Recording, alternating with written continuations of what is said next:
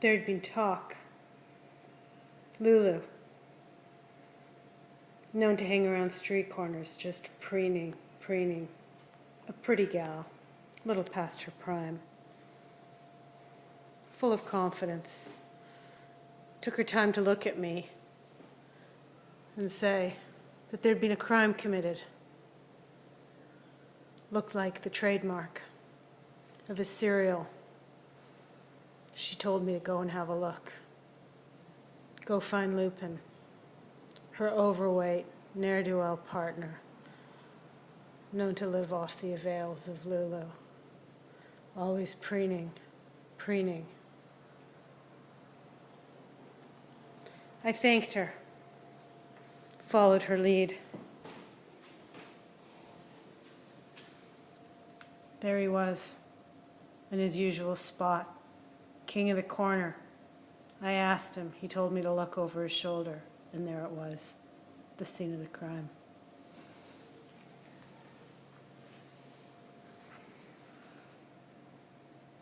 The lack of spatter told me immediately that this was well thought out. Its proximity to the carpet told me that there was an attempt to hide the evidence. And suddenly, going on the lead by Lupin, following Lulu's gaze, I knew who my suspect was. A pretty dame. She tried to play innocent, but as soon as I looked at her, there was guilt all over her face. What did you do? What did you do? She stared at me with those big brown eyes, thinking that she could somehow sway what the facts were so clear to point out. This was a crime, and it absolutely had her all over it. I told her I'd have to frisk her, check her.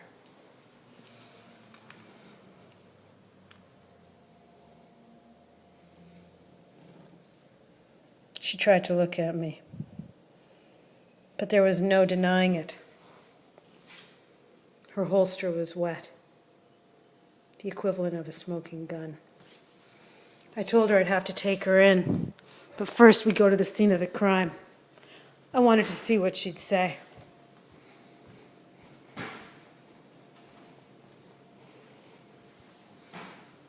What is that? I said. What is that?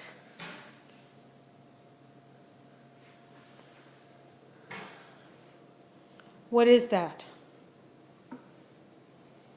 She looked at me, tried to act all casual. Smart, not trying to flee. Still, I said, the fact that the evidence was all over you, the fact we had witnesses. I told her she was going to have to come with me. I was booking her for the crime. She tried to give up, stared at me. I said, stop acting so cute. I said she was looking at 3 to 5 hours, that was. I told her she'd have to come with me. Oh, she tried to do passive resistance, but I told her any resistance was not going to get her anywhere.